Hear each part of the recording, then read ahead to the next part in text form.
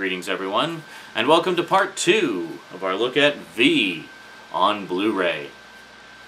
Today we're actually going to talk about the Blu-ray itself and just touch on some other aspects of the show that I forgot to mention in the previous part. So let's get to it, today on the Multimedia Chronicles.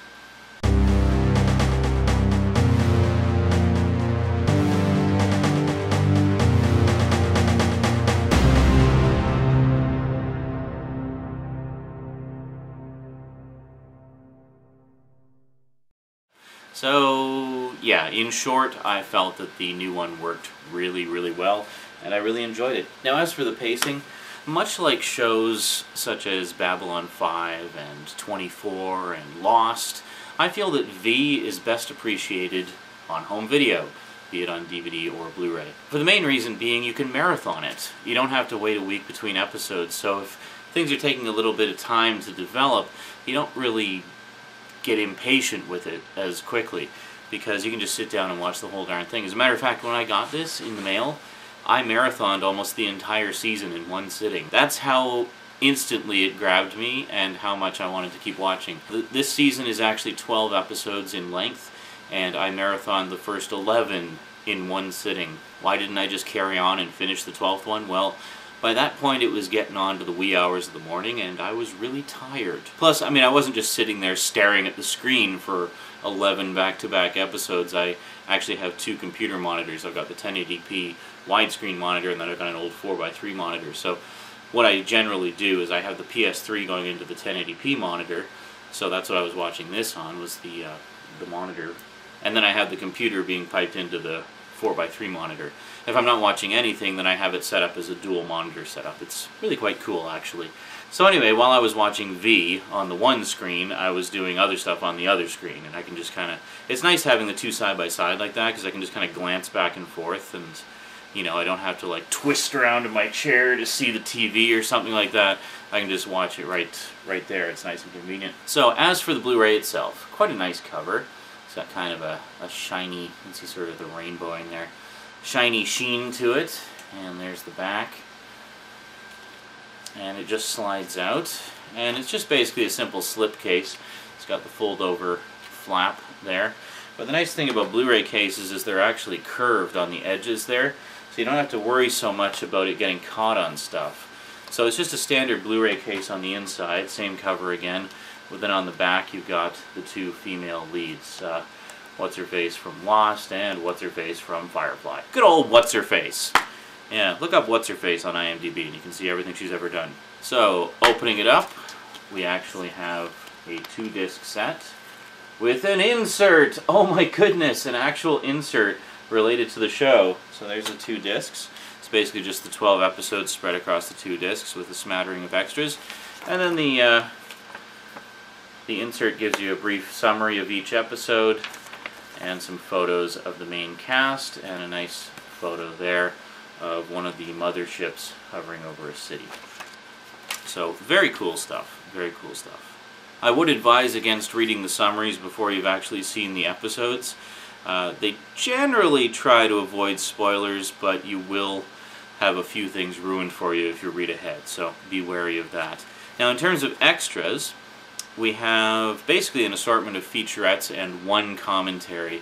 It would have been nice to have a couple more commentaries, maybe, I don't know, one on the pilot would have made sense, you know, something talking about how, you know, they decided to make this one different and how it's similar and things like that. Some kind of comparison type commentary would have been cool, but oh well. I have not actually listened to the commentary on here yet, but I have watched most of the featurettes. So in terms of the featurettes, on disc 1, we have the first 6 episodes. And then we have The Actor's Journey from Human to V. Cast members on the techniques, challenges, and rewards of reimagining a classic tale for a new generation. So that's actually a pretty interesting one. I did watch that one. And it's pretty obvious that the cast and crew takes the show pretty seriously and really wants to do a quality science fiction series. So that was nice to see. And then Disc 2 has episodes 7 through 12. And then has Breaking Story, The World of V, taking a fresh perspective on the V mythology. An Alien in Human Skin, The Makeup Effects of V, revealing the face of special effects makeup application and execution. And finally, the visual effects of V. A primer on the series' jaw-dropping visuals includes a fascinating tour of FX powerhouse Zoic Studios. Very cool. So in terms of the picture quality, it's a Warner Brothers release, so you basically have a fairly standard VC1 encoded 1080p picture. Decent bitrate, as I recall, it was around 20-25 kilobits per second most of the time, so pretty nice. And the episodes are only 41-42 minutes apiece anyway, so they were able to fit 6 on each disc quite comfortably. So, very nice indeed. And then in terms of audio, you've got good old Dolby Digital, English 5.1, French 2.0, and Spanish 2.0, and then you've got descriptive English subtitles, French, and Spanish subtitles. So there you go, you have your standard assortment of English, French, and Spanish audio and subtitles. So that should keep you going. Now in terms of the actual picture quality itself, I thought it looked really good. I mean, it's very clean. I'm not sure if they shoot it on film or high definition video. I think it's high definition video actually that they use for this one, just because it's cheaper than film, obviously. Now one thing I've heard a few people mention is they feel the Blu-ray is almost too good in terms of how it presents the image, because they use a lot of green screen on the show. For example, the interiors of all the alien spacecraft are all green screen. There is not a single physical set in any of them. Well, maybe some like small minor ones, but the really big cavernous areas of the ships and even a lot of the sort of main areas are all CG done with green screen, so it's the actors green screened into the CG sets. And obviously that's basically a cost-cutting measure. I mean, this is a fairly low-budget show, and you can tell that it's a fairly low-budget show, but all things considered, I mean, it is a very good-looking show, I think. Like, I didn't really mind the fact that it was almost all green screen in the spaceship scenes, because I think it just sort of served to give it a little bit more of an otherworldly quality. I don't know, maybe I'm talking out of my ass. Yeah, I would prefer physical sets, of course, who wouldn't, but it's understandable given their limited budget, and the fact that this show, I think, was a bit of a gamble to begin with. I mean, they're taking a show that was, you know, moderately successful to begin with, but then kind of tanked when it went to regular series, and reviving it. So it was a bit of a gamble, so I imagine they weren't too willing to throw too much money at it, but enough to at least get it off the ground. So now that it's a success, maybe Season 2 will see more in the way of physical sets, I don't know.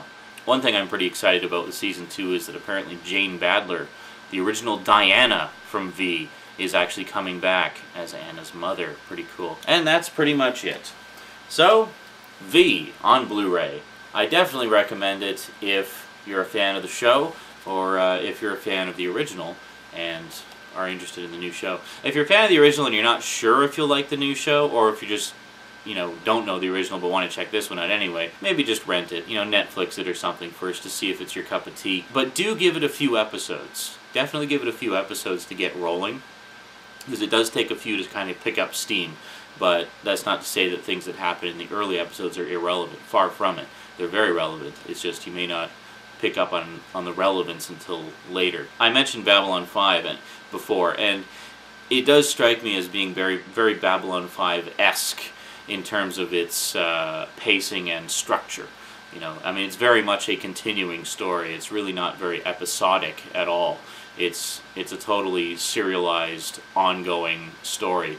So be willing to give it a chance, and I think you might enjoy it. And if not, well, hey, at least I tried, right? The only complaint I have, and it's a really minor one, is when the actual V logo appears in the opening title, they're trying to make it look like it's spray painted. However, the way that it wipes onto the screen just looks very digital to me, whereas in the original, yeah, like in the original, for example, in this one, V the Final Battle, the entire opening sequence is just the V, and it kind of starts back here and slowly zooms in, and as it's zooming in, you see like the paint dripping down, and it's very effective. It's almost like a visual double meaning, sort of like it's red paint, but it's also like blood. You know, it's pretty cool stuff. Yeah, and definitely check out the original as well if you've never seen it before, because I mean, it's a sci-fi classic. Don't expect it to hold up flawlessly well, because it doesn't, but seen as a product of its time and something of a cult favorite, I think there's a lot of entertainment to be found there. At the very least, check out the original 2-part miniseries. I mean, it's only a total of 3 hours long, so it's not that big of a time commitment. Yeah, and it's good stuff.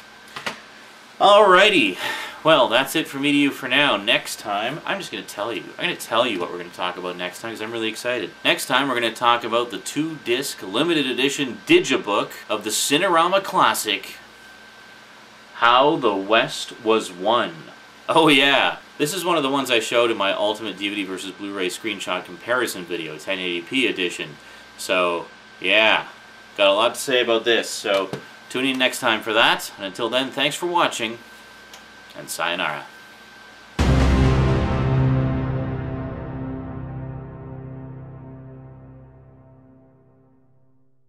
They were able to fit 6 on each disc quite, so they were able to fit. So, you know, you got your standard assortment of English, French, and Spanish subtitles, and English, French, and Spanish, English. English, French. Gotta love that French English. The Blu-ray is almost too good in terms of how they use a lot of green screen well, they use a lot of green screen in the show. For example, in the yeah, we'll cut that little thing out. That's just inviting negative comments. It's sort of like this is one of the ones that I showed in my 1080p DVD versus. This is one of the ones I showed in my Ultimate